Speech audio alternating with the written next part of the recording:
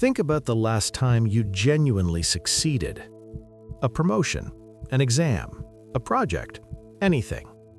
Now think about the feeling that followed. Not the joy, the other thing.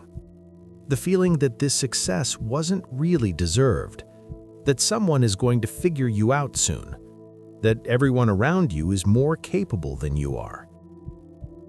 And you're just someone who hasn't been exposed yet. That feeling has a name, and science says the people who feel it most are the most capable ones in the room. In 1978, two psychologists studied a group of high-achieving women, all of them objectively successful, academics and professionals recognized in their fields. But in private sessions, they said one thing repeatedly: "I don't deserve this. Everyone is going to find out the truth soon." The researchers named this the impostor phenomenon. Not a psychological disorder, an internal experience of intellectual fraudulence. The common assumption was, this is a confidence problem. More encouragement is the answer. But the more scientists looked, the more they found the exact opposite. Imagine learning chess for the first time.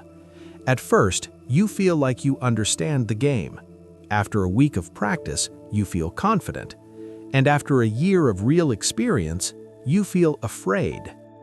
Because now you can see what you couldn't before, how much you don't know. That's not weakness. That's exactly what real expertise looks like from the inside. The beginner doesn't see the gap because he doesn't know enough to see it. The expert sees it clearly because real knowledge revealed how large it is. But here is the question nobody asked. If experts feel the most inadequate, then who actually feels confident? In 1999, two psychologists studied logic test results from hundreds of students. The students who scored lowest rated themselves the highest, and the students who scored highest rated themselves lower than they deserved. Incompetence produces confidence. Competence produces doubt. Two sides of the same brain, but they never appear in the same person. Think back to the last time you succeeded at something genuinely hard. What did you tell yourself to explain that success? I got lucky. The timing was right. Someone helped me. Now, think about the last time you failed. I'm not good enough. This is just how I am. Success, external luck. Failure, a permanent internal flaw. This pattern is not random. It has a specific root that goes back to childhood. When a child is praised by being smart, he learns that intelligence is a fixed identity, an identity that any failure at any moment can expose.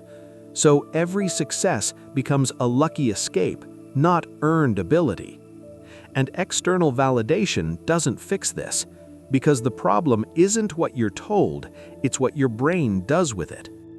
But what if the problem isn't only inside you? What if the environment itself is manufacturing this feeling? A study published in the Journal of Vocational Behavior found a striking result. First-generation college students experience imposter syndrome significantly more than their peers. Not because they're less capable, their grades are equal, but because everything around them says this place was not designed for you. Think about the first person in their family to enter university. Or consider Einstein, who once wrote, "I feel compelled to think of myself as an involuntary swindler." Egyptian Nobel laureate Ahmed Zewail spoke about this exact feeling. The feeling that the name you carry doesn't belong in those halls. That wasn't weakness. It was a rational response to a space not built for people like him. Imposter syndrome doesn't appear in a vacuum. It lives in the gap between a person and a space, the distance between who they are and who they think is supposed to be there. Now, the part that reframes everything above. Impostor syndrome, in moderate doses, makes you perform better. The person convinced they're about to be exposed prepares more, reviews their work a fourth time, asks better questions, stays late. Clance and Im's original research found exactly this. The fear of being a fraud is part of the reason the high achievers who experience it became high achievers in the first place. The syndrome is not a bug in exceptional people. It is, in part, a feature of how they got there. In 2025, social media added a dimension to this that Clance and Imes couldn't have predicted. Every day you open LinkedIn, you find dozens of "I'm proud to announce." Everyone announces their success. Nobody announces their doubt. And everyone else's curated highlight reel becomes the standard against which you measure your private doubts.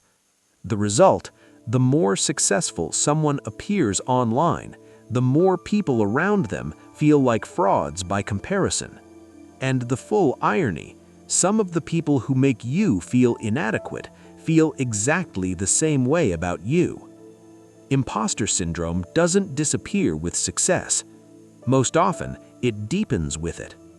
But there is a fundamental difference between those who know this feeling exists and those who don't. Those who know can tell the difference between the voice of fear and the voice of fact. Those who don't believe the voice is the truth. Think of a moment when you genuinely succeeded and still felt like you didn't deserve it. What was your mind telling you in that moment? Write it in the comments. If you enjoyed this video, a like and subscribe means more than you think.